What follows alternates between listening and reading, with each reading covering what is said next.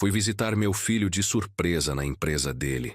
Cheguei sem avisar, animado com a ideia de levá-lo para almoçar, talvez matar a saudade que andava apertando o peito. Mas quando cheguei na porta da sala dele, ouvi uma conversa que congelou meu sangue. Meu filho, Ricardo, falava ao telefone sobre movimentações financeiras suspeitas. E o pior, ele mencionou meu nome, mencionou minha empresa, mencionou contas que eu nem sabia que existiam. Naquele momento, parado no corredor, com o coração disparado, entendi que algo muito errado estava acontecendo e que eu, sem saber, estava no centro disso. Mas antes de continuarmos, confira se você já está inscrito no canal e escreva nos comentários de onde você está assistindo este vídeo. Deixem eu explicar como cheguei naquele corredor, naquele momento que mudou tudo. Como um pai orgulhoso que construiu uma vida inteira de trabalho honesto, descobriu que seu próprio filho estava usando seu nome para cometer crimes. E como essa descoberta quase destruiu tudo que levei 63 anos para construir. Meu nome é Edson Mello. Tenho 63 anos, cabelos grisalhos que insisto em pentear para o lado como fazia quando tinha 30, e uma barriga que minha falecida esposa, Helena, costumava dizer que era sinal de boa vida. Nasci em Belo Horizonte, num bairro operário onde as casas eram pequenas e os sonhos, curiosamente, eram grandes. Meu pai era metalúrgico, minha mãe, costureira. Eles nunca tiveram muito, mas me deram algo que dinheiro não compra: educação e caráter. Estudei em escola pública, ralei para passar no vestibular de administração na UFMG e me formei aos 24 anos com uma certeza absoluta: eu não seria pobre como meus pais foram. Não por vergonha deles, jamais, mas porque vi minha mãe chorando escondida quando faltava dinheiro para o aluguel. Vi meu pai chegar em casa com as costas doendo, com as mãos calejadas, ganhando uma miséria. E jurei que minha família, quando eu tivesse uma, não passaria por isso. Comecei trabalhando como assistente administrativo numa pequena distribuidora de materiais de construção. Salário baixo, trabalho duro, mas eu observava tudo. Como os pedidos eram feitos, como os fornecedores negociavam, onde estavam as falhas no sistema. 3 anos depois, aos 27, pedi demissão e abri minha própria empresa, Mello Distribuidora. No começo era só eu, uma mesa emprestada, um telefone fixo e muita coragem. Ligava para fornecedores, negociava preços, visitava obras para oferecer material. Dormia pouco, trabalhava muito e lentamente, muito lentamente, a empresa começou a crescer. Aluguei um galpão pequeno. Contratei 2 funcionários. Comprei um caminhão velho que quebrava toda semana, mas que entregava pedidos. Aos 30 anos conheci Helena num churrasco de amigos. Ela era professora de português, tinha um sorriso que iluminava qualquer lugar e uma inteligência afiada que me intimidava e fascinava ao mesmo tempo. Namoramos 1 ano. Casamos numa cerimônia simples na igreja do bairro, lua de mel em Caldas Novas, porque era o que podíamos pagar. E foi perfeito. Helena sempre apoiou minha empresa. Os primeiros anos, quando o dinheiro era curto, ela trabalhava de manhã dando aulas, e de tarde fazia a contabilidade básica da distribuidora. Dizia que éramos uma equipe, que o sucesso de um era o sucesso dos 2. E tinha razão. 5 anos depois de casados, nasceu Ricardo, nosso primeiro filho, nosso orgulho. Um bebê saudável, esperto, com os olhos claros da Helena e meu nariz grande que ele sempre odiou. 3 anos depois veio Amanda, nossa caçula, delicada, sensível, completamente diferente do irmão. Nossa família estava completa. Enquanto os meninos cresciam, a distribuidora também crescia. Expandimos para outras cidades de Minas Gerais. Contratamos vendedores, motoristas, equipe administrativa. O galpão pequeno virou um grande. Compramos terreno próprio.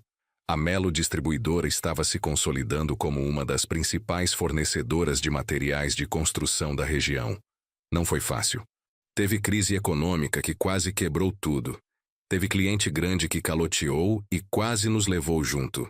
Teve concorrente desleal, problema com fornecedor, funcionário que roubou. Mas cada crise eu enfrentava com a mesma determinação. Trabalho duro, honestidade absoluta e foco no longo prazo. Helena sempre dizia: Edson, você pode perder dinheiro, pode perder cliente, mas nunca perca seu nome. Seu nome vale mais que qualquer contrato. E eu levava isso a sério. Jamais dei um calote. Jamais vendi produto ruim sabendo que era ruim. Jamais soneguei imposto ou dei propina para conseguir contrato. Minha reputação no mercado era meu maior ativo. Ricardo cresceu vendo tudo isso. Desde pequeno, ele ia comigo ao galpão nos finais de semana. Brincava entre as pilhas de cimento, corria entre os funcionários, me via negociando com fornecedores. Eu queria que ele entendesse que dinheiro não cai do céu, que tudo que tínhamos veio de trabalho honesto e suor. Quando fez 15 anos, coloquei ele para trabalhar nas férias. Nada de escritório com ar-condicionado. Ele descarregava caminhão junto com os outros funcionários. Organizava estoque, fazia inventário. Reclamava, claro, mas eu dizia: filho, você precisa conhecer o negócio de baixo para cima. Se um dia você assumir a empresa, tem que saber como cada parafuso chega no cliente. Amanda seguiu caminho diferente. Nunca teve interesse pela distribuidora. Estudou psicologia, se formou. Montou consultório. Casou com um cara bom, o Daniel, que é dentista. Eles têm 2 filhos pequenos, Pedro e Luísa. Meus netos que são a alegria da minha vida. Amanda construiu vida própria, independente. E eu sempre respeitei isso. Mas Ricardo sempre disse que queria assumir a empresa.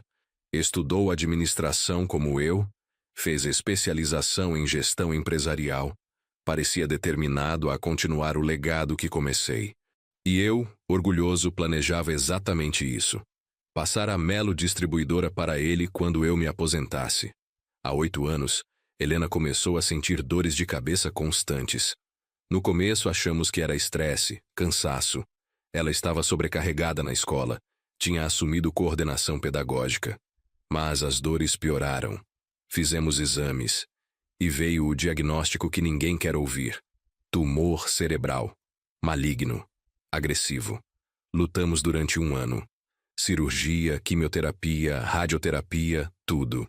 Gastei tudo que tinha e tudo que não tinha. Vendi imóveis, peguei empréstimos, não importava. Mas o câncer era mais forte. Helena faleceu numa tarde de março, segurando minha mão, com Ricardo e Amanda chorando ao redor da cama. Ela tinha 52 anos. Eu tinha 55. E meu mundo desabou. Os meses seguintes foram os mais escuros da minha vida. Eu ia para a empresa no automático, assinava papéis sem ler direito, voltava para casa vazia e bebia uísque até dormir. Ricardo assumiu mais responsabilidades na distribuidora porque eu simplesmente não conseguia funcionar direito. Ele tinha 27 anos na época, recém-formado, mas pegou as rédeas com uma eficiência que me impressionou. Cuidava de fornecedores, negociava contratos, supervisionava a equipe. E quando eu finalmente comecei a sair da depressão profunda, 1 ano depois, Ricardo já estava praticamente comandando tudo. Edson, ele me disse numa conversa, você precisa pensar no futuro, na sucessão. Você não vai trabalhar para sempre, e eu quero estar preparado para assumir quando chegar a hora. Ele tinha razão. Eu estava envelhecendo, cansado, ainda de luto, e ele estava jovem, cheio de energia, com ideias novas. Nos anos seguintes, formalizamos gradualmente a transição. Ricardo se tornou diretor operacional oficialmente. Depois, vice-presidente. Ele abriu novas frentes de negócio, modernizou sistemas, contratou gente qualificada. A distribuidora continuava crescendo e eu, lentamente, ia me afastando do dia a dia. Aos 63 anos, aposentado oficialmente, mas ainda presidente do conselho, eu estava confortável. A empresa faturava 50 milhões de reais por ano. Tínhamos 120 funcionários, filiais em 5 cidades. E Ricardo, agora com 35 anos, casado com Patrícia, tinha 2 filhos e comandava tudo com competência aparente. Eu passava meus dias tranquilos. Jogava tênis 3 vezes por semana. almoçava com amigos velhos, visitava a Amanda e os netos, viajava de vez em quando. Financeiramente estava seguro. Tinha apartamento quitado em Belo Horizonte, uma casa em Capitólio para finais de semana, investimentos que garantiam renda mensal confortável. Tudo que sonhei quando era garoto pobre tinha conquistado. Mas nos últimos 6 meses, algo começou a me incomodar. Pequenas coisas no começo. Ricardo sempre ocupado demais para almoçar comigo. Reuniões do conselho onde ele apresentava números que não batiam completamente com os relatórios que eu recebia. Movimentações bancárias estranhas na conta da empresa. Uma vez, 3 meses atrás, estava revisando extratos bancários e vi uma transferência de R$200 mil para uma empresa que eu não conhecia. JR, Consultoria Empresarial LTDA. Liguei para Ricardo perguntando sobre isso. Ah, pai, é um novo fornecedor de consultoria. Estamos otimizando processos, modernizando gestão. É investimento necessário. Mas R$200 mil parece muito para consultoria, questionei. E eu nunca ouvi falar dessa empresa. Pai, com todo respeito, você está aposentado. Deixa eu cuidar da operação. Confia em mim. Não foi essa a ideia da sucessão? Ele tinha um ponto. Eu tinha me afastado justamente para que ele assumisse. Mas algo no tom dele, algo na pressa em encerrar o assunto, me incomodou. Ainda assim, deixei passar. Afinal, era meu filho. Tinha demonstrado competência durante anos. Por que eu duvidaria dele? Outras coisas foram aparecendo. Um dia, visitando o galpão principal, um funcionário antigo, o seu Osvaldo, que trabalha conosco há 20 anos, me puxou de lado. Dr. Edson, ele disse baixinho, olhando para os lados. Não sei se é nada, mas tem umas entregas estranhas acontecendo. Material que entra, não sai no sistema, mas sai do galpão de madrugada. Perguntei para o Ricardo, e ele disse que são operações especiais, clientes confidenciais, mas me pareceu esquisito. Meu estômago apertou. Que tipo de operações especiais? Não sei, mas tem caminhão saindo 2, 3 vezes por semana de madrugada, sem nota fiscal visível. E os motoristas são gente nova que ninguém conhece. Obrigado por me contar, Osvaldo. Vou verificar isso. Mas quando tentei conversar com Ricardo sobre essas entregas noturnas, ele novamente foi evasivo. Pai, são contratos com empresas que exigem discrição. Obras do governo que não podem ter publicidade antes de serem anunciadas oficialmente. É normal em negócios desse nível. Você não lidava com isso porque sempre trabalhou com varejo pequeno. Eu estou levando a empresa para outro patamar. A explicação parecia razoável, mas algo rangia. Na minha época, todo contrato, mesmo confidencial, tinha documentação adequada. E entregas de madrugada? Isso não fazia sentido nenhum. Tentei falar com a Patrícia, esposa do Ricardo, numa reunião familiar. Ela é formada em Direito, trabalha com ele na parte administrativa da empresa. Sempre foi simpática comigo, mas nunca tivemos proximidade real. Patrícia, você sabe alguma coisa sobre essas consultorias que Ricardo contratou e sobre as operações especiais de madrugada? Ela me olhou com aquele sorriso profissional que não chegava aos olhos. Senhor Edson, essas questões operacionais o Ricardo gerencia diretamente. Eu cuido mais da parte de contratos comerciais normais, mas posso perguntar a ele e te dar retorno. O retorno nunca veio. Comecei a perder o sono. Acordava de madrugada pensando naquilo. Será que estava sendo paranoico? Será que era só um pai que não conseguia aceitar que o filho tinha crescido e comandava a empresa de forma diferente? Ou será que meu instinto, afiado por 40 anos de negócios, estava detectando algo genuinamente errado? Conversei com Amanda sobre isso num almoço. Ela ouviu tudo pacientemente, como sempre faz, com aquela escuta ativa de psicóloga. Pai, ela disse finalmente, você confia no Ricardo? Eu queria confiar. Ele é meu filho. Mas, honestamente, estou começando a ter dúvidas. Então investiga. Discretamente. Porque se não é nada, você vai ficar tranquilo. Mas se é alguma coisa, quanto antes descobrir, melhor. Você construiu essa empresa do zero. Tem direito de saber o que está acontecendo com ela. Amanda tinha razão. Contratei um investigador particular. Não queria fazer isso, parecia traição investigar o próprio filho, mas precisava saber a verdade. Passei o nome da empresa de consultoria, as datas das transferências estranhas, informações sobre as entregas noturnas. O investigador, um senhor sério chamado Maurício, ex-policial federal, me ligou uma semana depois. Senhor Edson, precisamos conversar pessoalmente. E o senhor vai querer sentar para ouvir o que descobri. Encontramos num café discreto no centro. Maurício colocou uma pasta na mesa, olhou ao redor para garantir privacidade e começou. A JR Consultoria Empresarial não existe de verdade. É uma empresa de fachada. Tem CNPJ ativo, endereço registrado, mas quando fui no endereço é um escritório virtual. Ninguém trabalha lá de fato. Senti o sangue gelar.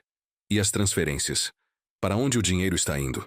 Maurício abriu a pasta, mostrou documentos, extratos bancários obtidos de forma que preferi não perguntar como.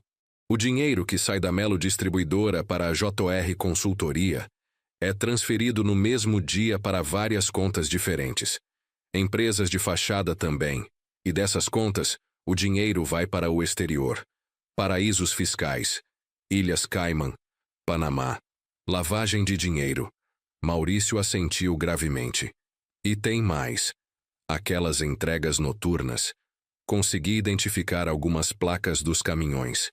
São veículos registrados em nome de empresas ligadas ao crime organizado. Não posso afirmar com certeza, mas tudo indica que material está saindo da sua distribuidora, sendo usado em obras ilegais, e o pagamento está sendo lavado através das suas contas. Minha visão escureceu por um segundo. Coloquei a mão no peito, respirando fundo. Não podia estar ouvindo aquilo. Não podia ser verdade. Meu filho está usando minha empresa para lavar dinheiro? Senhor Edson, disse Maurício com cuidado. Não tenho prova definitiva que seu filho está pessoalmente envolvido. Mas ele é o diretor operacional. Ele assina os contratos. Ele autoriza as transferências. Então, ou ele está envolvido diretamente, ou é extremamente incompetente e não percebe o que está acontecendo sob seu nariz. E pela conversa que tivemos, ele não me parece incompetente. E eu? Estou em risco legal? Sim. A empresa está em seu nome ainda. Você é presidente do conselho.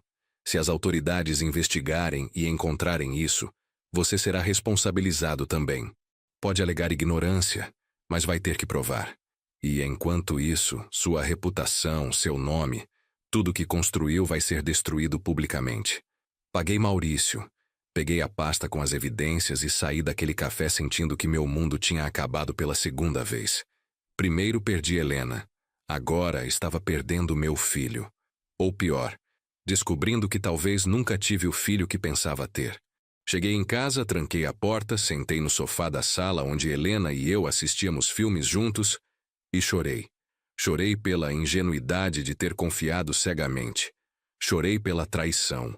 Chorei porque teria que tomar decisões impossíveis. Confrontar Ricardo imediatamente? Denunciar as autoridades? Tentar resolver internamente? Cada opção parecia pior que a outra. Se confrontasse, ele poderia destruir evidências. Se denunciasse, era meu filho indo para a prisão. Se tentasse resolver sozinho, poderia ser tarde demais e eu poderia ser preso também.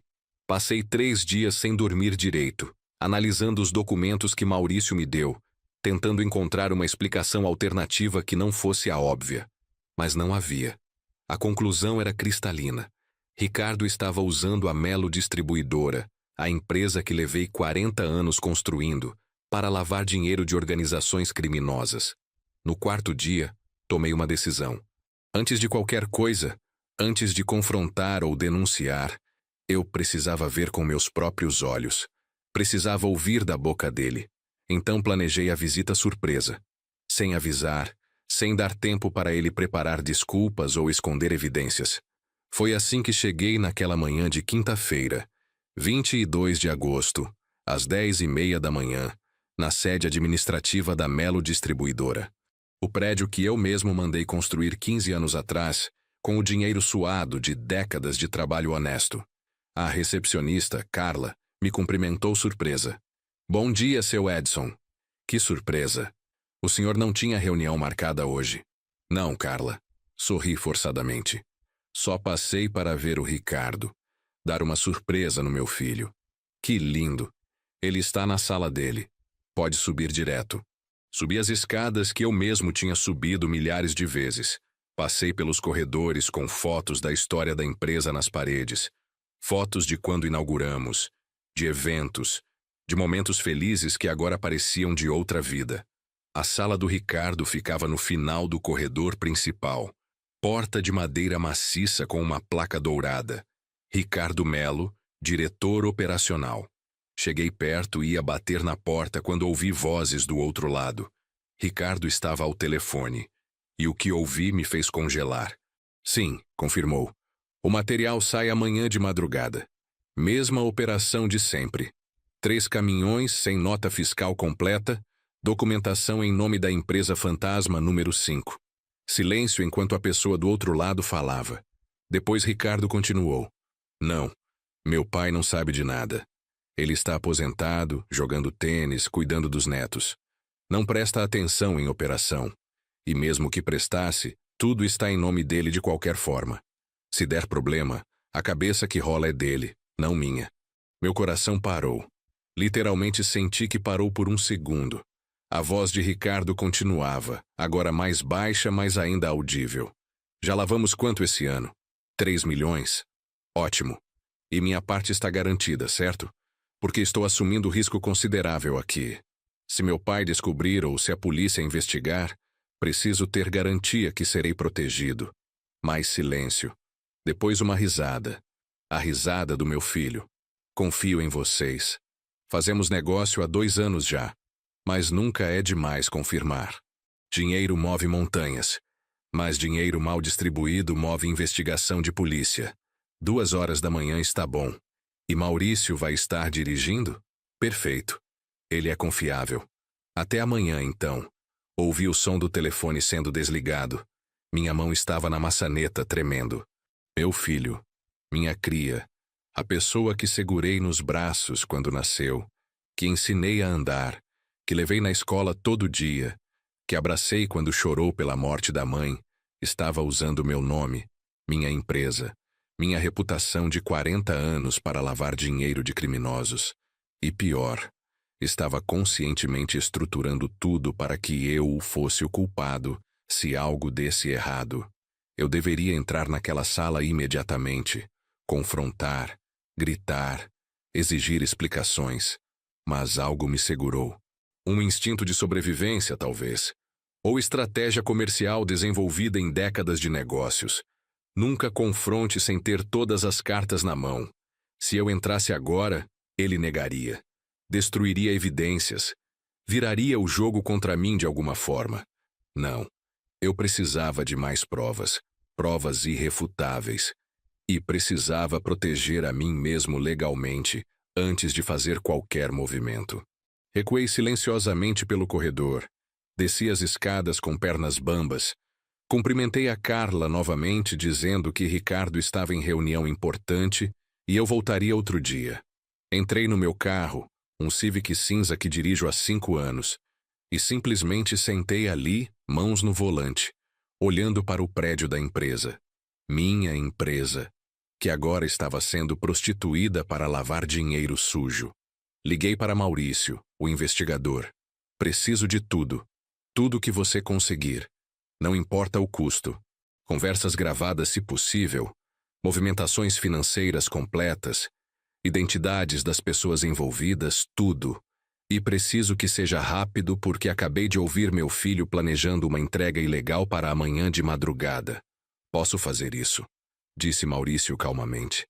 Mas, senhor Edson, o senhor precisa entender que isso vai ficar feio. Muito feio. Se seu filho está envolvido do jeito que parece estar, ele vai para a cadeia. E o senhor vai ter que ser quem entrega ele. Eu sei. Mas não tenho escolha. É minha liberdade ou a dele. E escolho a minha. Entendo. Vou começar hoje. 48 horas tenho tudo o que precisamos. Liguei também para um advogado criminalista que um amigo me recomendou anos atrás. Dr. Henrique Tavares, especialista em crimes financeiros, escritório no Lourdes. Caro, mas o melhor. Dr. Henrique, preciso de uma consulta urgente. É sobre lavagem de dinheiro na minha empresa. Ele deve ter percebido o desespero na minha voz, porque disse imediatamente: posso te receber em 1 hora. Venha ao escritório. 1 hora depois estava sentado numa sala elegante, mobiliada com bom gosto, contando tudo para o Dr. Henrique. Mostrei os documentos que Maurício tinha conseguido, contei sobre a conversa que ouvi, expliquei toda a situação. Dr. Henrique, homem de uns 50 anos, cabelos grisalhos, óculos de grau, ouviu tudo fazendo anotações. Quando terminei, ele suspirou fundo. Senhor Edson, o senhor está em perigo legal sério. Como presidente do conselho e fundador da empresa, o senhor é responsável legal pelas operações. Seu filho estruturou isso deliberadamente para que o senhor seja o bode expiatório se der errado. Eu sei. Como me protejo? Primeira coisa, documentar tudo. Toda evidência que conseguir, guardar em lugares seguros, múltiplas cópias.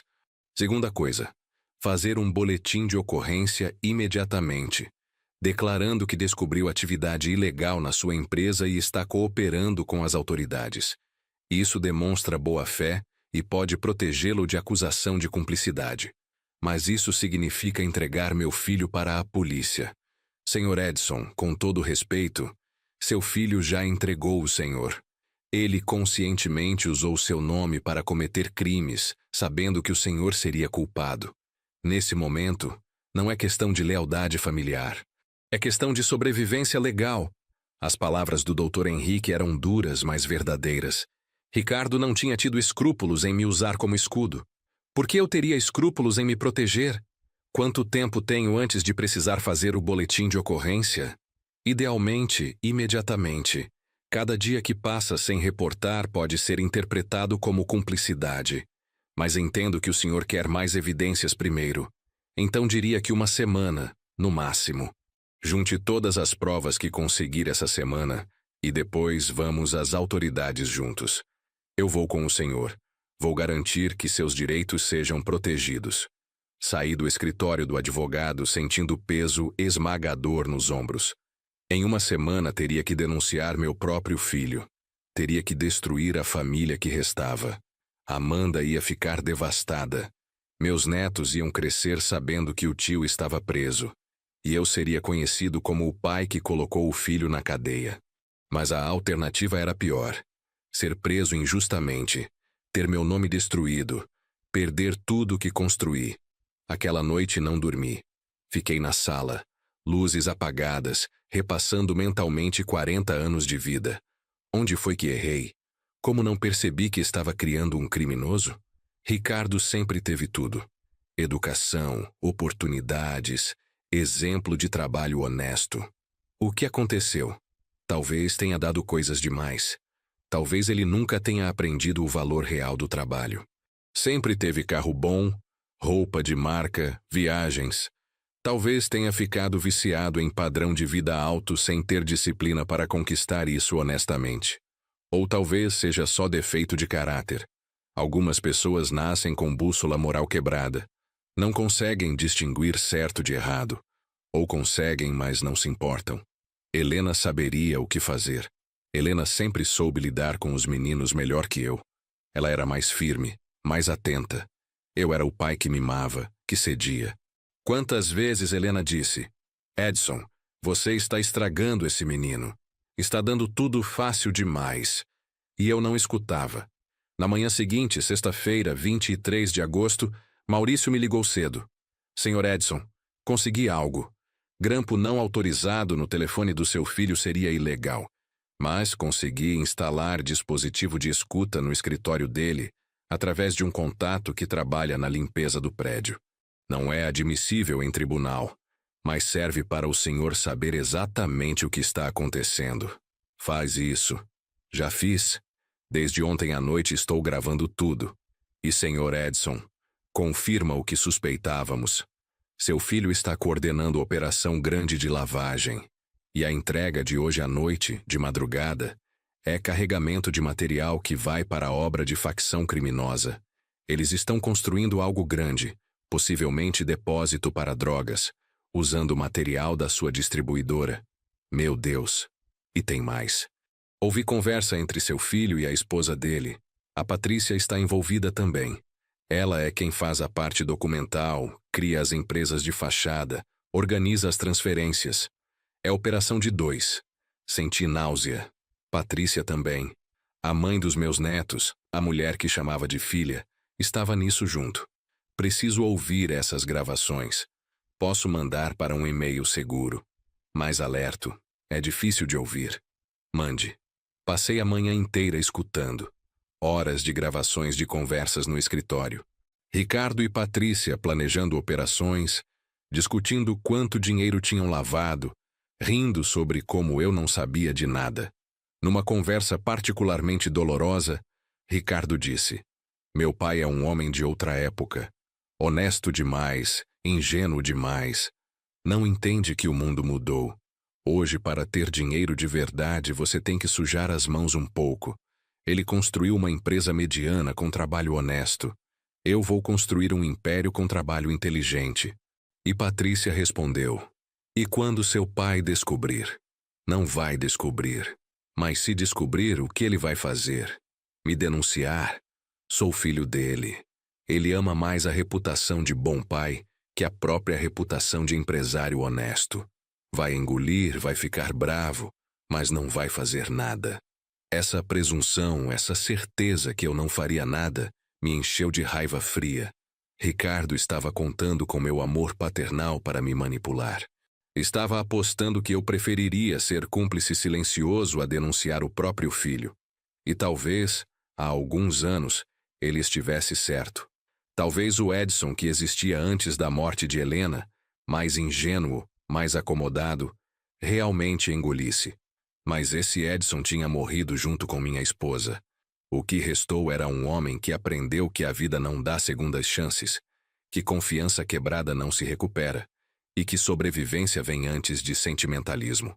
Continuei ouvindo as gravações. Numa delas, Ricardo falava com alguém ao telefone. Aparentemente um dos criminosos para quem lavava dinheiro. Sim, pode confiar na operação. Meu pai não fiscaliza nada. Ele assina papel sem ler. É perfeito. Temos empresa legítima com reputação de 40 anos funcionando como lavanderia. Vocês mandam o dinheiro sujo. Eu processo como pagamento de material. Devolvo limpo menos minha comissão de 15%. Todo mundo ganha. 15% de 3 milhões eram 450 mil reais. Meu filho estava ganhando quase $500 mil por ano, lavando dinheiro de bandidos. E colocando meu nome, minha liberdade, meu legado em risco por isso. Desliguei o computador, incapaz de ouvir mais. Peguei o telefone e liguei para Amanda. Precisava falar com alguém da família. Precisava de apoio, de conselho, de algo. Filha, pode vir aqui em casa? É urgente. Pai, o que aconteceu? Está tudo bem?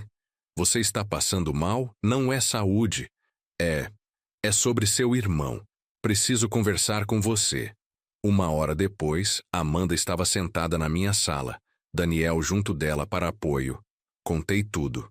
Mostrei as evidências, deixei ela ouvir alguns trechos das gravações. Vi minha filha chorar, primeiro de choque, depois de raiva.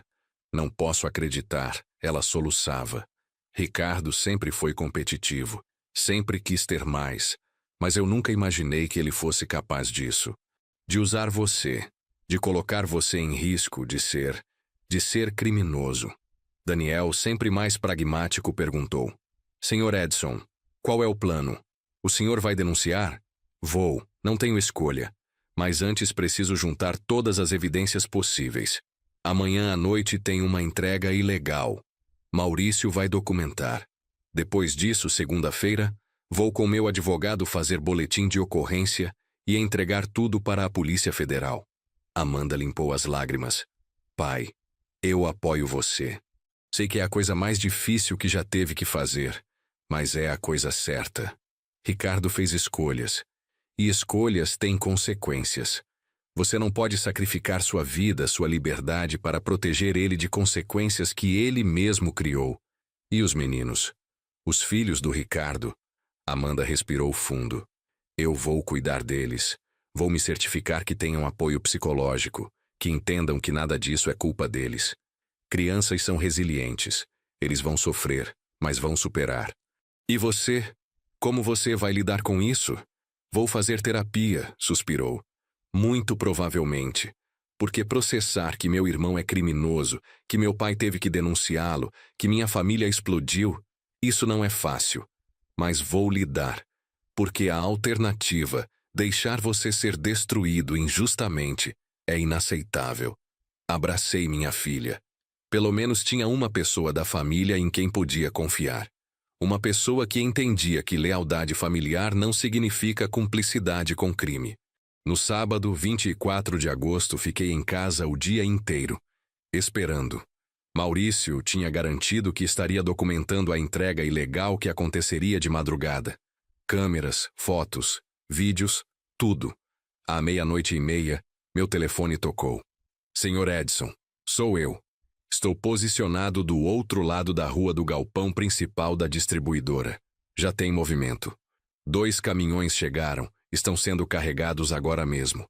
Sem nota fiscal. Homens que não reconheço definitivamente não são funcionários regulares. Consegue filmar? Estou filmando tudo. E melhor ainda, consegui foto clara do seu filho supervisionando o carregamento. Ele está lá pessoalmente, dirigindo a operação. Meu estômago embrulhou. Parte de mim ainda tinha esperança, ilógica e desesperada, que talvez Ricardo não estivesse tão envolvido. Que talvez fosse algum funcionário agindo às escondidas. Mas não. Ele estava lá pessoalmente comandando operação criminosa na minha empresa. Continue documentando tudo. E cuidado. Se essa gente perceber que está sendo filmado, pode ficar perigoso. Estou sendo discreto. Equipamento profissional. Distância segura. 1 hora depois, Maurício mandou as fotos e vídeos. Qualidade excelente. Ricardo claramente visível. Conferindo documentos com homens de aparência intimidadora. Supervisionando o carregamento de centenas de sacos de cimento, barras de ferro, tijolos. Material suficiente para construção grande. E numa das fotos, detalhe que me gelou. Um dos homens tinha tatuagem no braço. Símbolo que reconheci de reportagens de jornal. Símbolo de facção criminosa que controla metade das favelas de Belo Horizonte. Meu filho estava fazendo negócio direto com facção. Não era só lavagem de dinheiro. Era fornecimento de material para a construção de infraestrutura criminosa. Isso elevava a gravidade para outro nível completamente.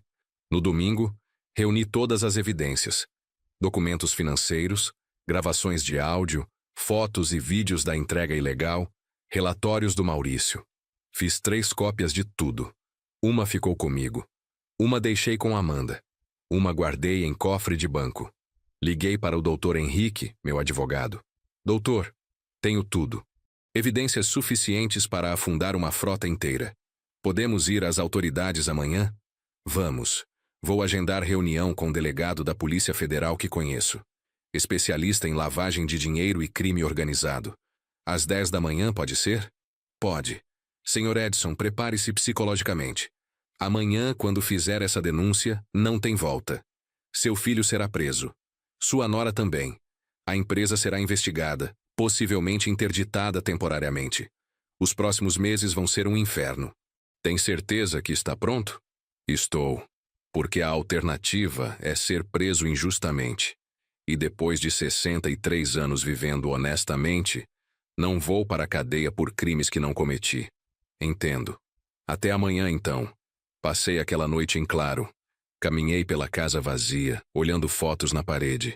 Foto do Ricardo pequeno no dia da formatura dele, no casamento dele. Cada foto era uma punhalada. Como o bebê daquela foto virou o homem que me traiu. Peguei uma foto antiga, amarelada, do dia que inauguramos o primeiro galpão da distribuidora. Eu tinha 32 anos, Ricardo tinha 5. Estava no meu colo sorrindo, sem dente da frente. Helena ao lado, grávida da Amanda, radiante. Éramos felizes, éramos honestos, éramos uma família. Quando tudo desandou, quando o menino daquela foto se tornou o criminoso que precisava ser preso, às 7 da manhã de segunda-feira, 26 de agosto, tomei banho, vesti meu melhor terno azul marinho, o mesmo que usei quando ganhei prêmio de empresário do ano há 10 anos. Queria estar apresentável para as autoridades. Queria que vissem que eu era homem sério, honesto, vítima, não perpetrador. Peguei a pasta com todas as evidências e dirigi até o escritório do Dr. Henrique. Ele já estava esperando, também de terno, expressão grave. Pronto? Perguntou. Pronto. Fomos juntos à sede da Polícia Federal. Prédio imponente, segurança rigorosa, ambiente que intimida. Fomos recebidos pelo delegado Augusto Ferreira, homem de uns 50 anos, aparência séria, olhos que já tinham visto muita coisa ruim. Senhor Edson Melo? Cumprimentou formalmente. Dr. Henrique me informou que o senhor tem denúncia grave a fazer sobre lavagem de dinheiro. Tenho, delegado. E tenho evidências completas. Passamos as próximas 4 horas naquela sala. Contei toda a história desde o começo. Como construí a empresa, como passei para meu filho, como comecei a suspeitar, como descobri tudo. Mostrei os documentos, as gravações, as fotos, os vídeos, tudo. O delegado ouvia atentamente, fazendo anotações, pausando gravações para analisar detalhes específicos. Senhor Edson, ele disse finalmente, isso é sério, muito sério. Estamos falando de lavagem de pelo menos 3 milhões de reais, fornecimento de material para facção criminosa, criação de empresas de fachada, tudo. Seu filho e sua nora vão enfrentar múltiplas acusações. Estamos falando de anos de prisão se condenados. Eu entendo, mas preciso que fique claro. Eu não sabia de nada. Fui vítima disso. E estou aqui voluntariamente, entregando tudo o que descobri, cooperando completamente. Isso está claro e vai pesar muito a seu favor. O senhor não será indiciado. Na verdade, o senhor será testemunha-chave da acusação. Mas preciso alertá-lo. Quando prendermos seu filho, a mídia vai cobrir. Seu nome vai aparecer. Haverá escrutínio público. Tem certeza que quer prosseguir? Tenho. Minha reputação pode aguentar investigação porque é limpa. O que não pode aguentar é ser considerado criminoso sendo inocente. Então vamos proceder. Vou solicitar mandados de prisão para Ricardo Melo e Patrícia Melo. Também vamos interditar temporariamente a Melo Distribuidora para investigação completa. Todos os funcionários serão interrogados. Todos os documentos serão periciados. Levará meses. Quanto tempo até a prisão? 72 horas. Juiz precisa analisar as evidências e emitir os mandados. Provavelmente na quinta-feira de manhã faremos a operação. E posso avisar minha filha? Para que proteja os netos do Ricardo antes da prisão? Pode, mas só sua filha. E ela não pode contar para ninguém, especialmente não para seu filho. Se ele souber que será preso, pode fugir. E aí fica muito mais complicado. Saí daquela delegacia sentindo peso esmagador e alívio contraditório ao mesmo tempo. Peso porque tinha oficialmente colocado meu filho no caminho da prisão. Alívio porque tinha me protegido legalmente. Tinha feito a coisa certa. Tinha escolhido justiça sobre lealdade familiar mal colocada. Liguei para Amanda imediatamente. Filha, está feito. Denunciei. Quinta-feira o Ricardo será preso. Você precisa estar preparada para cuidar das crianças quando isso acontecer. A Patrícia também será presa. Então os 2 meninos vão ficar sem os pais temporariamente. Meu Deus, sussurrou Amanda. É real. Está acontecendo de verdade. Está. E vai ser horrível. Mas vai passar. E do outro lado, talvez anos no futuro, teremos alguma paz sabendo que fizemos o certo. Os 3 dias seguintes foram torturantes. Ricardo me ligou 2 vezes. Conversas casuais sobre nada importante. Ele não fazia ideia que tinha gravações dele, fotos dele, evidências completas sendo analisadas pela Polícia Federal. Na quarta-feira à noite, visitei Amanda e os netos. Precisava vê-los antes que tudo explodisse. Pedro tinha 7 anos, Luísa 5.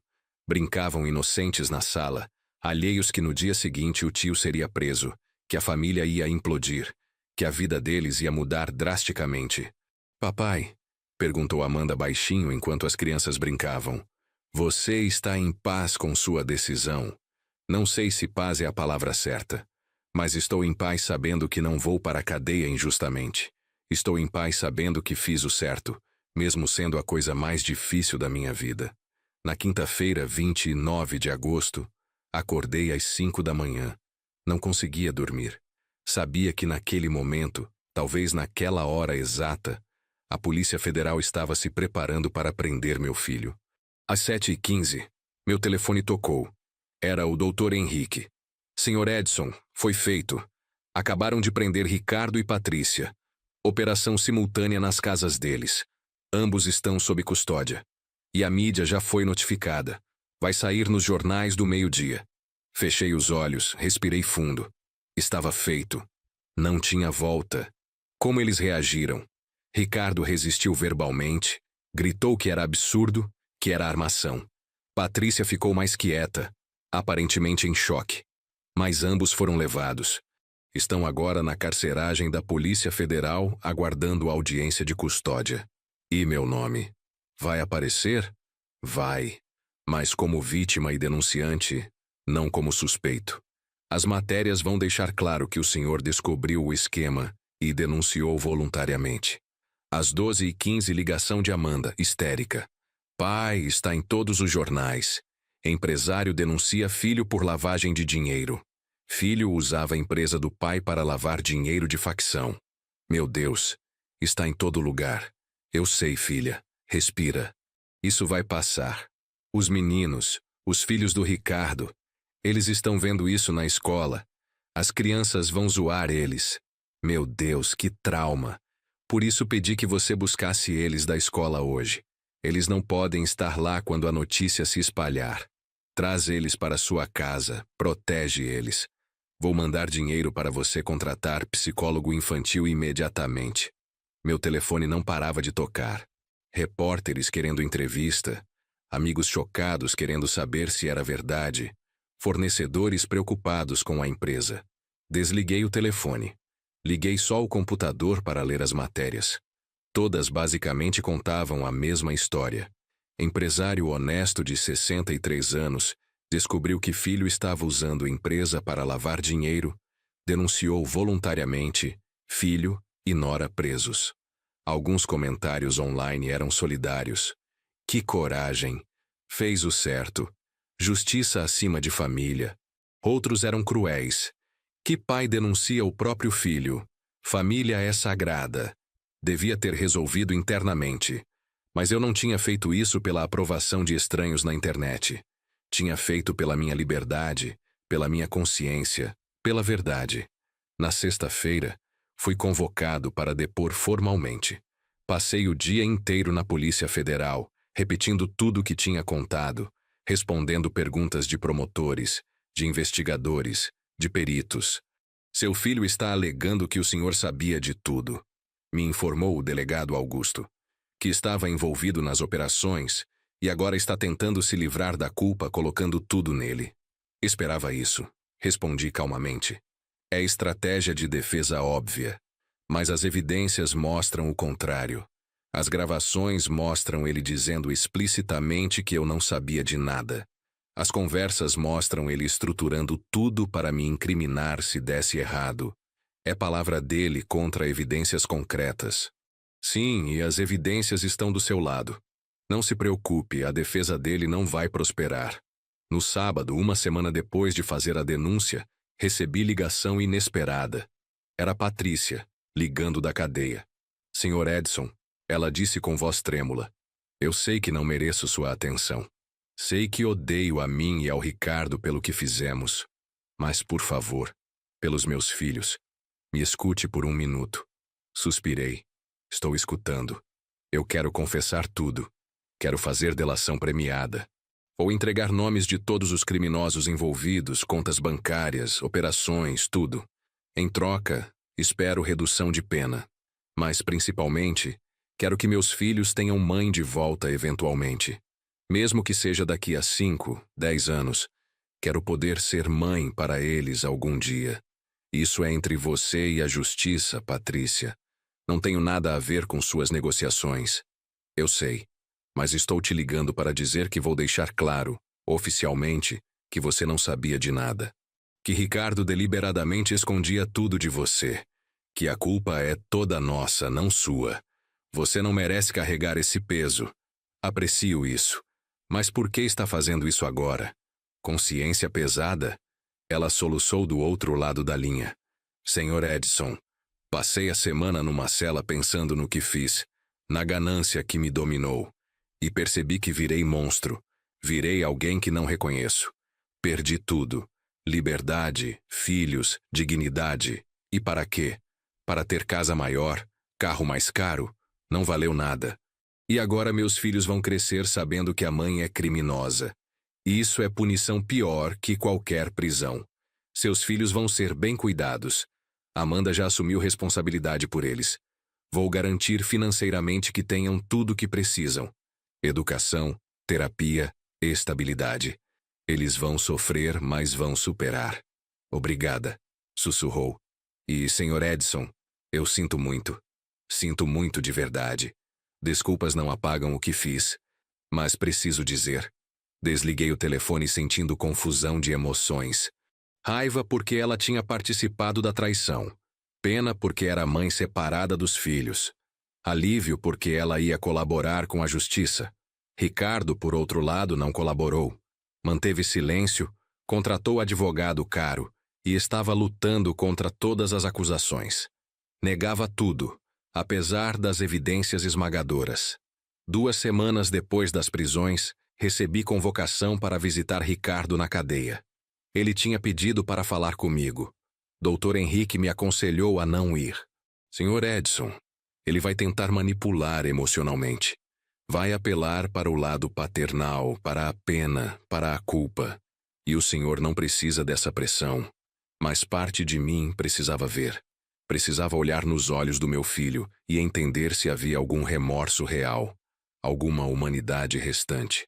Fui numa terça-feira de manhã. Presídio Federal, segurança máxima, ambiente deprimente, revista completa, detectores de metal, portas que trancam com estrondo assustador. Ricardo foi trazido por guardas. Estava de uniforme laranja de presidiário, algemado, magro, pálido, com olheiras profundas. Quando me viu, algo passou pelos olhos dele. Raiva, vergonha, arrependimento. Não consegui identificar. Sentamos separados por mesa de metal frio, com guarda observando a poucos metros. Pai, ele começou, voz rouca. Obrigado por vir. Fiquei em silêncio, apenas olhando. Eu não sei nem por onde começar. Sei que você me odeia. Sei que fiz coisas imperdoáveis. Mas preciso que você entenda que nunca quis que chegasse nesse ponto. Mas chegou. Você usou minha empresa, meu nome, minha reputação para lavar dinheiro de bandidos. E estruturou tudo para que eu fosse preso se desse errado. Como você quer que eu entenda isso, Ricardo? Ele baixou os olhos. Eu estava desesperado. Tinha dívidas. Dívidas enormes que você não sabia. Jogo, pai. Eu tinha vício em jogo. Apostas online, cassinos clandestinos. Perdi muito dinheiro. E quando os agiotários vieram cobrar, quando ameaçaram machucar a Patrícia, machucar meus filhos, entrei em pânico. E quando esses caras ofereceram perdoar a dívida se eu lavasse dinheiro para eles, eu aceitei. Parecia a única saída. Você poderia ter vindo falar comigo. Eu teria te ajudado. Sempre ajudei. Como? Dizendo que seu filho de 35 anos, formado, diretor de empresa, era viciado em jogo e devia 500 mil reais para agiotários. Você ia ficar desapontado, envergonhado. Eu não aguentava a ideia de você me ver como fracassado. Então preferiu me ver como vítima, como idiota que seria preso no seu lugar. Ricardo ficou em silêncio por longo tempo. Finalmente, com voz quebrada. Eu não pensava direito. Estava em desespero, em negação. Achei que conseguiria fazer a operação por alguns meses, ganhar dinheiro suficiente para pagar tudo e parar. Mas não funciona assim. Uma vez que você entra nesse mundo, eles não deixam você sair. E a Patrícia? Ela sabia da dívida de jogo? Sabia. E no começo ficou apavorada. Mas depois, quando viu quanto dinheiro estava entrando, ela começou a gostar. Começamos a gastar mais, comprar coisas caras. Foi ficando viciante. O dinheiro fácil é droga, pai. Vicia tanto quanto o jogo. Olhei para meu filho, esse homem que não reconhecia mais, e senti vazio. Não raiva, não tristeza, apenas vazio. Ricardo, o que você quer de mim? Por que pediu essa visita? Quero que você retire a denúncia. Quero que você diga para a polícia que foi engano, que você entendeu errado. Quero que me tire daqui. Não posso fazer isso. Primeiro, porque não foi engano. Segundo, porque já não está mais nas minhas mãos. O processo é do Estado agora. E terceiro, porque mesmo se pudesse, não faria. Por favor, pai. Vou para a prisão por anos. Vou perder meus filhos, minha vida, tudo. Você já perdeu. No momento que decidiu lavar dinheiro, no momento que me usou como escudo, você perdeu tudo. Consequências são suas, não minhas. Então é isso? Você vai me deixar aqui, seu próprio filho? Você me deixaria ir para a prisão no seu lugar sem pestanejar. As gravações provam isso. Você disse explicitamente que se desse errado, a cabeça que rolaria seria a minha. Então não venha agora apelar para laço familiar que você mesmo destruiu. Ricardo começou a chorar. Lágrimas reais, corpo sacudindo. Eu sinto muito, pai. Sinto muito. Eu estraguei tudo. Eu sei. Mas, por favor, não me abandona. Você é a única família que me resta. Você tem irmã. Amanda vai cuidar dos seus filhos enquanto você e a Patrícia estiverem presos. Eles vão ter estabilidade, educação, amor. Não graças a você, mas apesar de você. E você? Vai me visitar? Vai manter contato? Não sei. Honestamente não sei. Talvez daqui a alguns anos, quando a raiva diminuir, quando você tiver cumprido sua pena, quando tiver demonstrado remorso real além de choro manipulativo, talvez a gente converse. Mas agora preciso me curar da traição que você me causou. Me levantei para sair. Ricardo gritou atrás de mim. Mamãe ficaria desapontada com você. Ela nunca abandonaria filho dela. Parei, virei. Helena ficaria absolutamente devastada com você. Ficaria enojada pelo que você se tornou. E sabe o que ela me dizia sempre? Que eu mimava você demais, que dava tudo fácil, que um dia você ia me morder. Ela tinha razão, como sempre. Saí daquele presídio sem olhar para trás, ouvindo os gritos abafados do Ricardo chamando por mim. Mas não voltei. Tinha feito o que precisava. Olhado nos olhos dele, dado última chance para a humanidade real e confirmado que não havia remorso genuíno. Só autocomiseração. No caminho para casa, parei no cemitério.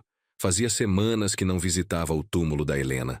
Ajoelhei ali, na grama ao lado da lápide simples de mármore branco, e falei em voz alta. Helena, amor, o Ricardo está preso. Eu denunciei ele. Eu sei que você teria tentado resolver de outra forma, mas eu não tive escolha. Era a minha liberdade ou a dele. E eu escolhi a minha. Espero que você entenda. Espero que não me odeie por isso. O vento balançou as árvores ao redor. Silêncio do cemitério. Mas senti paz estranha. Helena me conhecia. Conhecia meu caráter. Saberia que tomei decisão impossível da única forma que consegui. Nos meses seguintes, a vida foi caótica. A Melo Distribuidora ficou interditada por 3 meses enquanto a Polícia Federal investigava tudo. Todos os funcionários foram interrogados. Todos os contratos revisados. Todos os documentos analisados. Descobriram mais coisas que nem eu sabia. Ricardo tinha lavado não 3, mas 5 milhões de reais ao longo de 2 anos. Tinha criado 12 empresas de fachada, não só 5. E tinha envolvimento não com uma, mas com 3 facções criminosas diferentes. Alguns funcionários foram indiciados também. O gerente do galpão principal, o Júlio, sabia das entregas noturnas e recebia propina para fazer vista grossa. A secretária do Ricardo, a Fabiana, falsificava documentos conscientemente. 5 pessoas no total foram presas, além de Ricardo e Patrícia. Isso me machucou profundamente. Pessoas que trabalhavam comigo há anos, que eu confiava, que eu tratava como família, tinham se vendido. A Fabiana trabalhou comigo por 12 anos. Fui no casamento dela. Dei presente quando nasceu o filho dela. E ela estava falsificando minha assinatura para ajudar meu filho a me incriminar. Mas também descobri lealdades inesperadas. Seu Osvaldo, o funcionário antigo que me alertou sobre as entregas estranhas, foi fundamental para a investigação. Testemunhou, forneceu informações, ajudou a polícia. Quando a empresa reabriu, promovi ele para gerente-geral. Dona Célia da contabilidade também ajudou. Tinha notado irregularidades, mas Ricardo tinha ameaçado ela de demissão se falasse algo. Quando a polícia investigou, ela contou tudo. Aumento de salário e bônus para ela. Descobri que lealdade real não vem de sangue, vem de caráter. E algumas pessoas que não compartilhavam meu DNA demonstraram mais lealdade que meu próprio filho. Depois de 3 meses, a Melo Distribuidora foi liberada para funcionar, mas estava destruída. Perdemos 60% dos clientes. A reputação estava manchada. Funcionários tinham saído para buscar empregos mais estáveis. O faturamento tinha despencado. Chamei Amanda para conversa séria. Filha, preciso tomar decisão sobre a empresa. Posso tentar reconstruir sozinho, mas vai levar anos e não sei se tenho energia para isso aos 63 anos. Ou posso vender o que resta, mesmo que seja por valor baixo, e me aposentar definitivamente. O que você acha? Amanda pensou longamente. Pai, a empresa é seu legado, seu suor de 40 anos. Vender seria perder parte de você, mas continuar sozinho também parece insustentável. E se você me trouxer como sócia, eu entro oficialmente, ajudo a reconstruir, e quando você realmente quiser se aposentar, eu assumo. Mas dessa vez com supervisão adequada, com controles, com transparência total. Você tem sua carreira de psicóloga, tem seu consultório. Posso fazer as duas coisas, atender meio período e trabalhar meio período na distribuidora. Daniel apoia. Ele sabe que isso é importante para mim, para nossa família. E percebi que essa era a solução. Amanda tinha 33 anos, madura, ética, competente. Estudou psicologia, mas sempre teve cabeça empresarial. E mais importante, eu confiava nela completamente. Formalizamos sociedade. Amanda entrou como diretora operacional, eu continuei como presidente, mas agora com fiscalização ativa. Implementamos controles rigorosos. Toda transação acima de R$10 mil precisava de 2 assinaturas. Todo contrato novo passava por análise de 3 pessoas. Sistema de compliance robusto. Auditorias mensais. Transparência absoluta. Levou 1 ano, mas lentamente reconstruímos. Recuperamos clientes antigos mostrando que a empresa tinha sido vítima, não perpetradora. Conquistamos clientes novos baseados na história de que enfrentamos a corrupção interna e vencemos. Faturamento começou a subir novamente. Não voltamos aos 50 milhões de antes. Estabilizamos em 35 milhões. Mas era sustentável, limpo, honesto. E isso valia mais que qualquer número. Enquanto isso, o processo criminal de Ricardo avançava.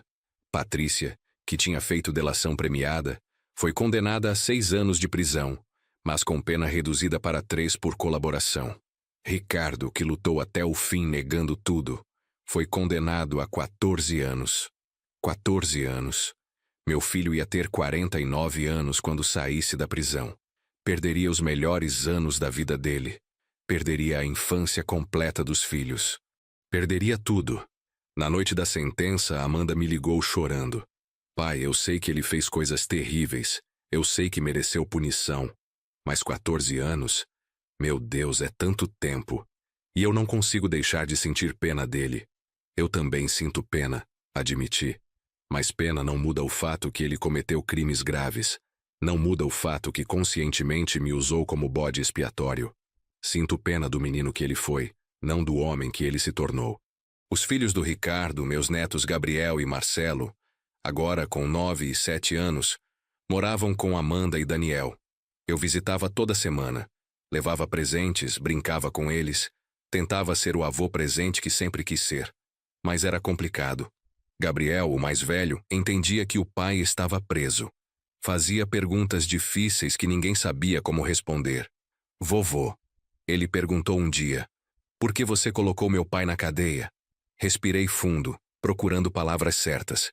Gabriel, seu pai fez coisas muito erradas, coisas que machucavam outras pessoas. E quando descobri, tive que escolher entre deixar ele continuar fazendo coisas erradas ou contar para a polícia. Escolhi contar porque era o certo a fazer. Mas ele é seu filho. Família tem que proteger família. Família tem que proteger quando a pessoa está certa, não quando está errada. Se eu protegesse seu pai fazendo coisas ruins, eu estaria sendo pai ruim. Às vezes, amar alguém significa não deixar eles continuarem machucando outras pessoas, mesmo que isso doa. Você ainda ama meu pai? Amo o menino que ele foi. Amo as memórias boas que temos. Mas o homem que ele se tornou, esse eu não consigo amar agora. Talvez um dia, se ele mudar de verdade, se ele se arrepender de verdade, talvez a gente consiga reconstruir alguma coisa. Mas agora não. Gabriel assentiu, processando. Tia Amanda contratou psicóloga para a gente. Ela disse que não é culpa nossa. Que às vezes adultos fazem escolhas ruins e crianças não têm nada a ver com isso. Sua tia está certa. E vocês têm família que ama vocês. Eu, Amanda, Daniel, Pedro e Luísa. Vocês não estão sozinhos. 2 anos se passaram desde as prisões. A vida tinha encontrado novo ritmo, nova normalidade estranha. A empresa estava estável sob gestão minha e de Amanda. Os netos estavam se adaptando. Eu tinha até começado a namorar de novo, algo que nunca imaginei fazer. Conheci Marisa num clube de tênis. Ela tinha 58 anos, viúva também, professora de literatura aposentada. Conversamos depois de um jogo, descobrimos afinidades, começamos a sair para jantar. Nada sério, apenas companhia agradável de alguém que entendia a solidão de perder cônjuge. Um dia Marisa perguntou sobre minha família. Contei tudo. Esperei que ficasse horrorizada, que fugisse de homem com filho preso, com história sórdida de traição familiar. Mas ela segurou minha mão e disse, Edson, você fez o que poucos homens teriam coragem de fazer. Escolheu o certo sobre o conveniente. Escolheu justiça sobre conforto emocional. Isso não te faz monstro, te faz homem de princípios. Aquelas palavras me emocionaram mais do que esperava, porque nos 2 anos desde a denúncia, tinha carregado culpa constante. E mesmo sabendo racionalmente que fiz o certo, emocionalmente ainda me perguntava se não havia outro caminho. Mas Marisa, com sua sabedoria gentil, me ajudou a entender que não havia outro caminho. Que algumas situações não têm solução boa, apenas solução menos ruim. E que eu tinha escolhido a menos ruim. No 3º aniversário das prisões, recebi carta inesperada. Era de Ricardo. A primeira comunicação dele em 3 anos além daquela visita inicial na cadeia. A carta dizia, Pai, sei que não mereço sua atenção. Sei que provavelmente vai rasgar essa carta sem ler até o fim. Mas preciso escrever, mesmo que você nunca responda. Passei 3 anos aqui dentro. 3 anos refletindo. 3 anos sofrendo consequências das minhas escolhas. 3 anos entendendo finalmente a gravidade do que fiz. No começo culpava você. Culpava a justiça. Culpava todo mundo menos eu mesmo. Mas terapia obrigatória aqui na prisão, e muitas noites acordado numa cela fria, me forçaram a encarar a verdade. Eu fui covarde, egoísta e criminoso. Usei você da pior forma possível. Coloquei sua liberdade em risco para proteger a minha. Usei o amor que você tinha por mim como arma contra você. E isso é imperdoável. Não estou escrevendo para pedir perdão. Não mereço. Estou escrevendo para dizer que finalmente entendo por que você fez o que fez. E que se eu estivesse no seu lugar, tomando decisão honesta, teria feito o mesmo. Você me ensinou a vida inteira que caráter importa mais que conveniência, que honestidade importa mais que aparências, que fazer o certo mesmo quando dói é o que separa homens de meninos. Eu ignorei todos esses ensinamentos, e agora estou pagando o preço. Meus filhos me visitam uma vez por mês. Amanda traz eles, supervisiona, garante que seja visita saudável. E cada vez que vejo eles, cada vez que Gabriel me olha com confusão nos olhos, cada vez que Marcelo pergunta quando vou para casa, meu coração se despedaça. Eles estão crescendo sem mim. Gabriel já está quase da altura do meu ombro. Marcelo perdeu os dentes de leite. Estou perdendo tudo. E é culpa minha. Patrícia saiu da prisão mês passado, pena cumprida. Ela quer reconstruir relação com os meninos. Eu apoio. Eles precisam da mãe, mesmo que ela também tenha falhado com eles. Mas eu ainda tenho 11 anos pela frente aqui.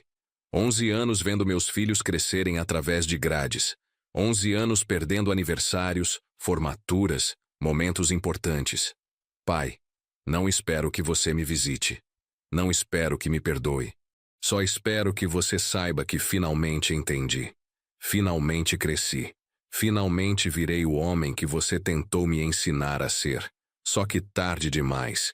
Se um dia, muitos anos no futuro, quando eu sair daqui, você estiver disposto a tomar um café comigo, eu agradeço. Mas se não estiver, eu entendo completamente. Obrigado por ser o pai que sempre foi. Obrigado por me ensinar o certo, mesmo que eu não tenha escutado na época. E obrigado por ter caráter suficiente para me denunciar quando foi necessário. Com remorso real e arrependimento profundo, Ricardo. Li a carta 3 vezes. Chorei. Depois mostrei para Amanda. Pai, ela disse suavemente. O que você está sentindo? Não sei. Alívio que ele finalmente entendeu. Tristeza que levou 3 anos e cadeia para isso. Raiva que ainda sinto apesar da carta bonita. Tudo ao mesmo tempo. Você vai responder? Pensei longamente. Vou. Mas não agora. Vou deixar mais tempo passar. Vou ver se esse arrependimento é real ou é só carta bonita escrita num momento de fraqueza. Se daqui a 1 ano, 2 anos, ele continuar demonstrando mudança real, aí talvez a gente converse. Acho justo. Guardei a carta numa gaveta. Não rasguei, não joguei fora. Guardei, porque representava possibilidade, mesmo que distante, de alguma reconciliação futura. Mas eu não estava pronto ainda. E talvez nunca estaria. E tudo bem. A vida continuou. A empresa prosperou. Amanda se tornou sócia completa quando completei 65 anos.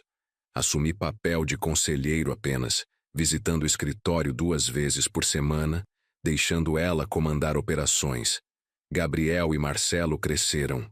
Gabriel se tornou adolescente rebelde, como todos adolescentes, mas bom garoto no fundo. Marcelo era mais tranquilo, estudioso, gostava de ler. Ambos faziam terapia regular. Ambos tinham boa relação com Amanda e Daniel. Patrícia, depois de sair da prisão, reconstruiu vida modestamente. Arrumou emprego como auxiliar administrativa, morava em apartamento pequeno, visitava os filhos regularmente sob supervisão, até ganhar direito de visitas sem supervisão depois de 1 ano. Num almoço de família, 4 anos depois das prisões, Patrícia me procurou. Sr. Edson, posso falar com o senhor em particular por um momento? Fomos para a varanda enquanto o resto da família ficava na sala. Eu só queria agradecer, ela disse nervosa, por não abandonar meus filhos, por garantir que eles tivessem estabilidade, educação, amor. Muitos avós na sua posição teriam lavado as mãos. Afinal, foram traídos pelos pais das crianças. Mas o senhor não. O senhor garantiu que Gabriel e Marcelo tivessem vida boa apesar de tudo. São meus netos. Não é culpa deles as escolhas ruins que você e o Ricardo fizeram. Eu sei. E eu agradeço todos os dias. Também quero que saiba que estou diferente. A prisão me quebrou de jeitos que eu precisava ser quebrada. Me fez ver que pessoa superficial e gananciosa eu tinha virado. Estou reconstruindo. Devagar. Tentando ser pessoa melhor para meus filhos. Torço por isso. Pelos meninos. Eles precisam da mãe. E o senhor? Como está? Vi que está com alguém novo. Sorri. Marisa. Sim. Ela é paz. Depois de tanto caos, encontrei alguém que traz paz. Fico feliz pelo senhor. Merece ser feliz depois de tudo que passou. Foi conversa estranha, mas necessária. Patrícia não era vilã unidimensional. Era a pessoa que fez escolhas horríveis, pagou caro por elas e estava tentando ser melhor. Não precisava perdoar ela completamente, mas podia reconhecer esforço. 5 anos depois das prisões, em fevereiro de 2030, fiz 68 anos. Festa pequena, só família próxima e amigos íntimos. Amanda organizou tudo. Almoço em churrascaria que eu gostava, bolo simples de chocolate. Gabriel, agora com 14 anos, fez discurso inesperado. Vovô, ele começou timidamente. Eu sei que nossa família passou por coisas difíceis. Sei que meu pai está preso. Sei que muita coisa ruim aconteceu. Mas quero agradecer por você nunca ter desistido da gente. Por você ter sido avô presente mesmo quando teria sido mais fácil sumir. Você nos ensinou que família não é só sangue. É quem fica quando as coisas ficam difíceis. E você ficou. Tive que limpar lágrimas.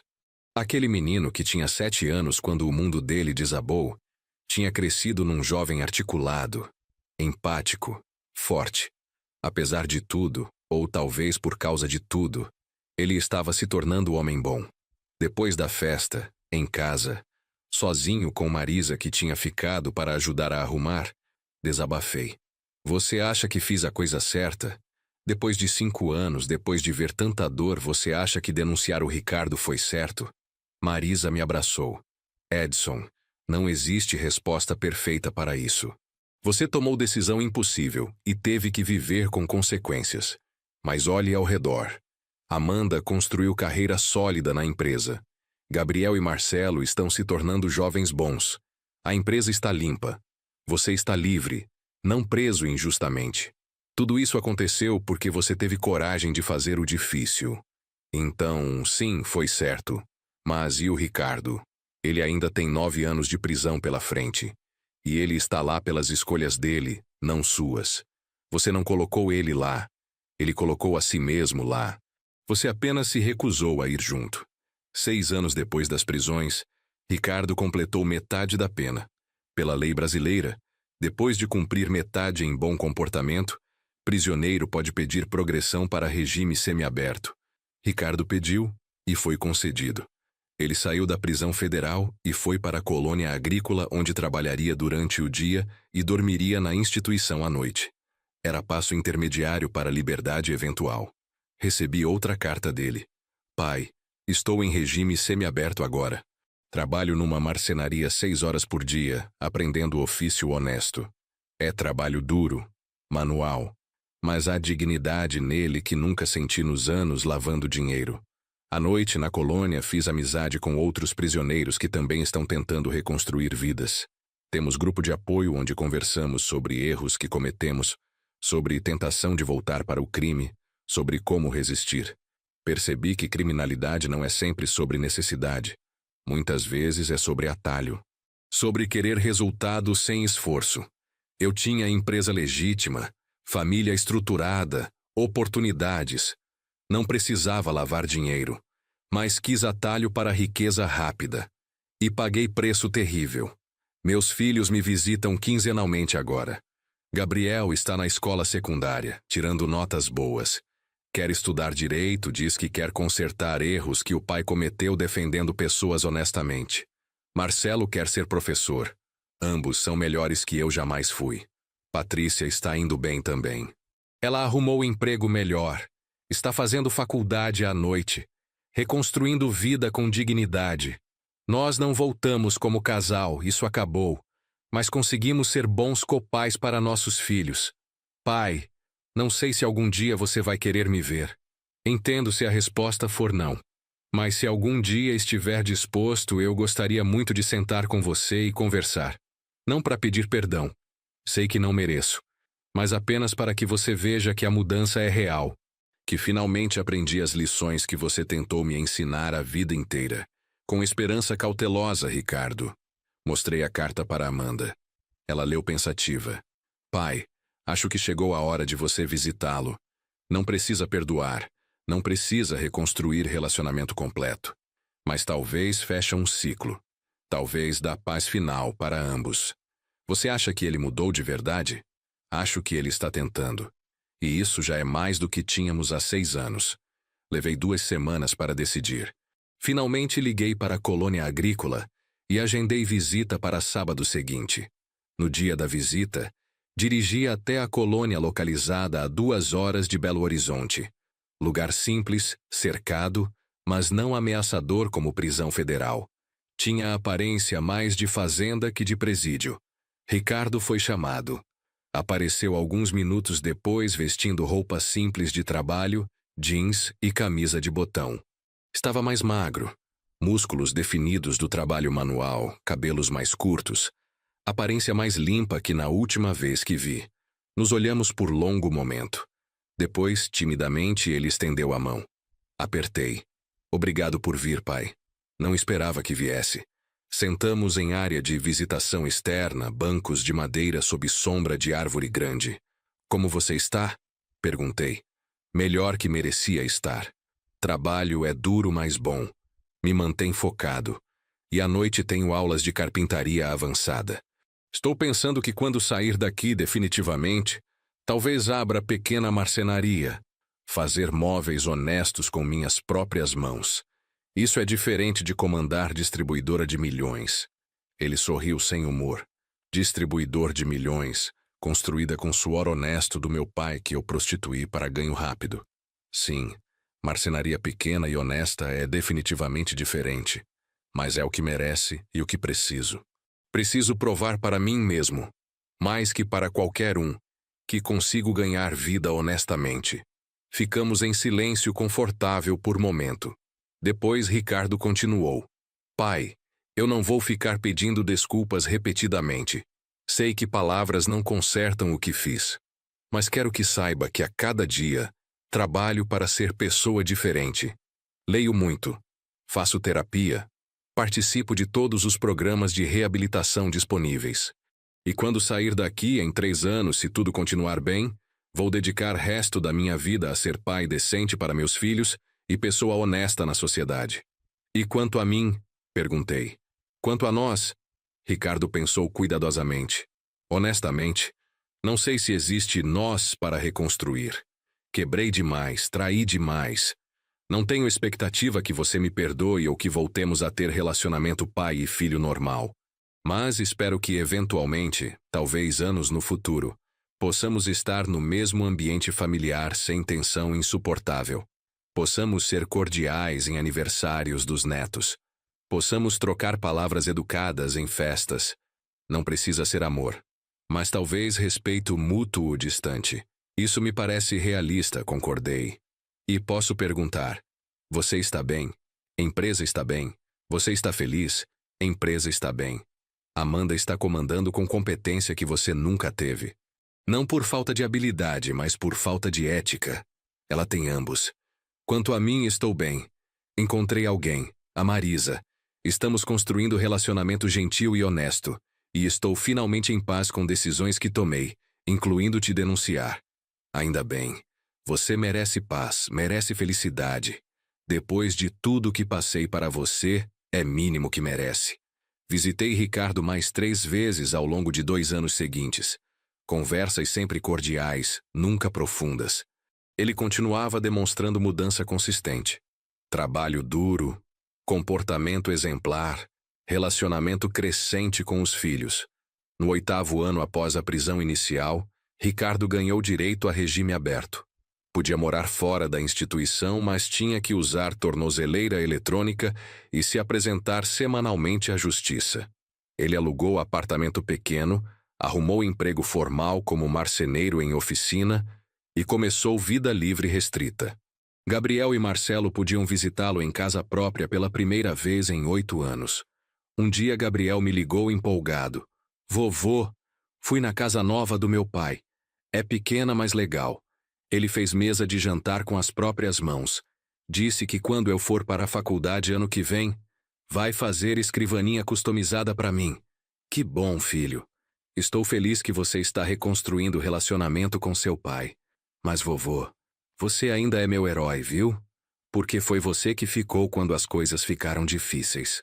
Foi você que pagou minha escola, que me levou em consultas médicas, que conversou comigo quando eu estava triste. Meu pai está tentando agora, e eu aprecio, mas você sempre esteve lá. Aquelas palavras significaram mais para mim que qualquer reconhecimento profissional que já recebi. No 10º ano após as prisões, Ricardo completou pena. Tornozeleira foi removida, restrições levantadas, ficha criminal permaneceu, mas ele era homem livre completamente. Ele não tentou voltar para o mundo empresarial. Manteve trabalho de marceneiro, eventualmente abriu oficina própria pequena, ganhando vida modesta, mas honesta. Amanda, sempre mais generosa que eu, ofereceu ajuda financeira para ele abrir oficina. Ricardo recusou. Não, Amanda. Obrigado, mas não. Preciso fazer isso sozinho. Preciso provar que consigo construir algo do zero, honestamente, sem usar nome da família, sem atalhos. Só assim vou ter paz comigo mesmo. Respeitei isso. Pela primeira vez na vida dele, Ricardo estava agindo com integridade real. 12 anos depois da denúncia inicial, Gabriel se formou em Direito. Cerimônia de formatura linda, orgulhosa. Eu estava lá. Amanda e Daniel, Patrícia, e sim, Ricardo. Foi primeira vez em 12 anos que estávamos todos no mesmo ambiente. Estranho, tenso no começo, mas Gabriel fez questão. Vovô, pai, mãe, tia, tio. Vocês todos são minha família. Família complicada, família que passou por inferno, mas família. E quero todos vocês aqui no meu dia especial. Durante a cerimônia, sentado algumas fileiras atrás de Ricardo, observei ele assistindo o filho receber diploma. Lágrimas corriam livremente pelo rosto dele. Lágrimas de orgulho, mas também de arrependimento por tudo que perdeu, por todos os momentos que não esteve presente. Depois da cerimônia, na festa, Ricardo se aproximou de mim. Pai, obrigado por ter vindo. Sei que ainda é difícil para você estar perto de mim. Está ficando mais fácil, admiti. Tempo cura, e você tem demonstrado mudança consistente. Não esqueci o que aconteceu, nunca vou esquecer. Mas também vejo que você não é mais aquele homem. Não sou, e nunca mais serei. Aquele homem morreu numa cela de prisão federal. O que sobreviveu é alguém tentando ser melhor todos os dias. Estendeu a mão. Dessa vez não apenas apertei. Puxei ele para abraço breve, desajeitado, mas real. Foi começo. Não de reconciliação completa, não de perdão total, mas de algo. De aceitação que família pode ser quebrada e remendada em formato diferente. Que relacionamentos podem ser reconstruídos em bases novas, mais realistas, menos idealizadas. Aos 75 anos, 12 anos depois de denunciar meu filho, sentei para escrever essa história. Não para buscar validação, não para provar que fiz o certo, mas para deixar registro. Para que outras pessoas enfrentando situações impossíveis saibam que sobrevivência é possível. A Melo Distribuidora ainda existe. Amanda comanda com mão firme e ética inabalável. Faturamento estável em 40 milhões por ano, sem funcionários leais, reputação reconstruída tijolo por tijolo. Gabriel se tornou advogado de defesa, especializando em ajudar pessoas que cometeram crimes, mas querem genuinamente mudar. Diz que a história do pai inspirou ele a acreditar em redenção real. Marcelo virou professor de literatura em escola pública. Ensina jovens de periferia, muitos em risco de entrar para o crime, oferecendo alternativa através de educação. Patrícia trabalha como assistente social, ajudando outras mulheres saindo de prisão a reconstruir vidas. Usa a própria história como exemplo que mudança é possível. Ricardo continua com marcenaria. Vive modestamente, vê os filhos regularmente, participa de aniversários familiares. Nosso relacionamento nunca voltou ao que era, mas encontramos nova dinâmica. Cordial, respeitosa, distante, mas não hostil. Marisa e eu nos casamos 3 anos atrás. Casamento pequeno, só família próxima. Ela trouxe leveza para minha vida que não tinha desde Helena. Não é substituição. É algo novo. Algo gentil. Às vezes, nas tardes de domingo, sento na varanda com Marisa, tomando café, olhando o pôr do sol sobre as montanhas de Minas Gerais, e reflito sobre tudo o que aconteceu. Foi fácil? Ela pergunta às vezes. Denunciar seu filho? Nunca fica mais fácil, respondo honestamente. Mas fica mais compreensível. Fica mais claramente a única opção que eu tinha para sobreviver com integridade intacta. Você se arrepende? De denunciar? Não. De não ter percebido antes que Ricardo estava se desviando? Sim. De ter dado tudo fácil demais para ele? Sim. De não ter escutado Helena quando ela dizia que eu estava mimando demais? Sim. Mas da denúncia em si? Não. Foi sobrevivência. E hoje, quando olha para trás, o que você sente? Sinto que a vida nos dá testes impossíveis. Situações onde não existe resposta boa, apenas resposta menos ruim. E que caráter não é medido em situações fáceis onde fazer o certo também é o conveniente. Caráter é medido quando fazer o certo significa destruir família, enfrentar julgamento público, carregar culpa por resto da vida. E mesmo assim você faz porque é quem você é. Se estou contando essa história para você agora, seja quem você for, onde quer que esteja, é porque talvez você está enfrentando situação impossível também. Talvez alguém da sua família está usando você. Talvez você descobriu traição, crime, algo que coloca você em risco. E você está se perguntando: como posso denunciar alguém que amo? Como posso colocar meu filho, minha filha, meu irmão, minha irmã na prisão? Como vou viver com essa culpa? Deixe eu te dizer algo que aprendi dolorosamente. Lealdade familiar não é cumplicidade com crime. Amar alguém não significa deixar eles destruir você. Proteger família não significa sacrificar sua própria liberdade, sua própria dignidade, sua própria vida por causa das escolhas ruins de outra pessoa. Você tem direito de se proteger. Você tem direito de viver livre. Você tem direito de não ir para a prisão por crimes que não cometeu. E se isso significa denunciar alguém que você ama, isso não te torna monstro. Te torna sobrevivente. Vai ser difícil? Sim. Vai ser a coisa mais difícil que você já fez? Provavelmente. Você vai carregar essa decisão para sempre?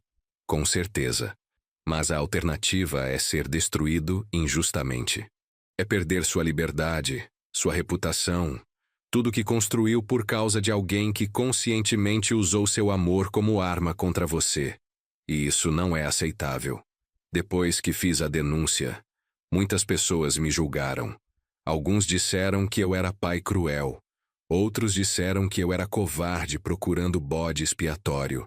Outros ainda disseram que família é sagrada e nunca deveria ser quebrada, não importa o quê.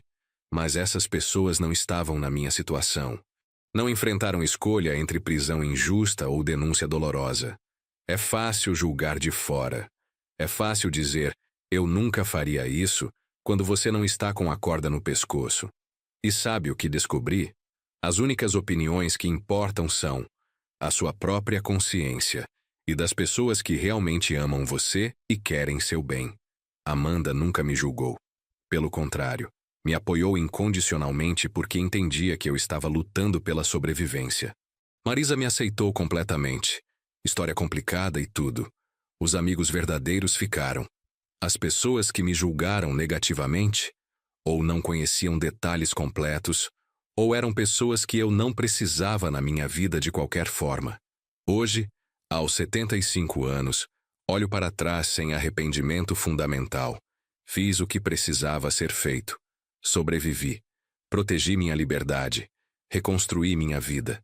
E talvez mais importante, estabeleci precedente para meus netos que integridade importa mais que conveniência familiar. Gabriel e Marcelo cresceram vendo que o avô escolheu o certo sobre o fácil.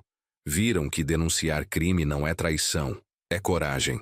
Viram que família pode ser redefinida, reconstruída, remendada em novos formatos. E essas lições vão com eles pelo resto das vidas. Se eu pudesse dar um conselho final para qualquer um enfrentando situação similar, seria este: documente tudo. Cada evidência, cada conversa suspeita, cada transação estranha. Porque quando chegar a hora de se defender, você vai precisar de provas concretas, não apenas de sua palavra contra a deles. Procure ajuda profissional. Advogado criminalista competente, investigador particular se necessário, contador forense. Não tente resolver sozinho. Crimes financeiros são complexos e você precisa de especialistas. Proteja-se legalmente antes de confrontar. Vá às autoridades primeiro. Estabeleça que você é vítima, não cúmplice. Porque a pessoa que chega primeiro nas autoridades com evidências sólidas geralmente é vista como denunciante, não como criminoso. E, finalmente, prepare-se emocionalmente. Essa decisão vai te marcar para sempre. Você vai carregar peso dessa escolha até o dia que morrer. Mas esse peso é preferível à cadeia injusta, à reputação destruída, à vida arruinada por crimes de outra pessoa. 12 anos depois da denúncia, posso dizer honestamente, sobrevivi. Não apenas fisicamente, mas emocionalmente, espiritualmente. Encontrei paz que não esperava encontrar. Construí vida nova sobre escombros da antiga. E você também pode. Meu nome é Edson Mello. Tenho 75 anos. Construí empresa do zero, criei família, perdi esposa, fui traído pelo filho, denunciei ele para a polícia e sobrevivi para contar história. E se minha história ajudar uma pessoa, apenas uma, a ter coragem de se proteger, de escolher a própria sobrevivência sobre lealdade familiar mal colocada, então cada lágrima que derramei, cada noite sem dormir, cada momento de dor, terá valido a pena. Porque, no final das contas, vida não é sobre evitar escolhas difíceis. É sobre ter coragem de fazer essas escolhas quando elas aparecem, mesmo sabendo que vão te marcar para sempre. Fui visitar meu filho de surpresa na empresa. E descobri que ele lavava dinheiro em meu nome. Essa descoberta destruiu minha família como eu conhecia, mas também me salvou de destruição muito pior. E hoje, olhando para trás, não mudaria nada, porque fiz o certo. E no fim, é tudo que realmente importa. Na semana passada, recebi ligação inesperada. Era de um homem chamado Paulo, de São Paulo. Ele tinha lido minha história que Amanda tinha compartilhado discretamente em fórum online para familiares de pessoas presas. Senhor Edson, ele disse com voz trêmula, estou passando por situação parecida. Meu irmão está usando minha empresa de transporte para contrabando. Descobri há 2 meses. Não sei o que fazer. Tenho medo de denunciar meu próprio irmão, mas também tenho medo de ser preso. Conversei com Paulo durante 1 hora. Contei minha história com detalhes que não coloquei no relato público. Dei conselhos práticos. Passei contato do Dr. Henrique, meu advogado. Ofereci apoio. 2 semanas depois, Paulo me ligou novamente. Tinha feito boletim de ocorrência. Tinha entregado evidências. Seu irmão seria preso em breve. E Paulo, apesar da dor, soava aliviado. Obrigado, Sr. Edson. Sua história me deu coragem. Saber que alguém passou por isso e sobreviveu fez toda a diferença. Percebi que talvez esse fosse o propósito final de toda aquela dor. Não apenas minha própria salvação, mas minha história servindo de farol para outras pessoas navegando mares similares de traição familiar e escolhas impossíveis. Hoje, quando Gabriel vem me visitar com a namorada nova, quando Marcelo liga para discutir livro que está lendo com os alunos, quando Amanda me manda foto da nova filial da distribuidora sendo inaugurada, quando Marisa segura minha mão enquanto assistimos novela à noite, sinto gratidão profunda. Gratidão por ter tido coragem de fazer o difícil. Gratidão por ter sobrevivido. Gratidão pela família remendada mais real que construímos sobre ruínas da antiga. Principalmente, gratidão por ter mantido minha integridade intacta. Porque no final, quando você está velho, quando está nos últimos capítulos da vida, quando olha no espelho pela manhã, a única coisa que realmente importa é conseguir olhar de volta sem vergonha. Eu consigo. Depois de tudo, depois da traição, Depois da denúncia, depois da dor, eu consigo olhar no espelho e ver homem íntegro que fez escolhas difíceis, mas corretas. E isso, no fim das contas, vale mais que qualquer relacionamento perdido, mais que qualquer julgamento alheio, mais que qualquer dor temporária, porque integridade não é negociável. Nunca foi, nunca será. Essa é minha história. História de traição, de escolhas impossíveis, de sobrevivência contra tudo.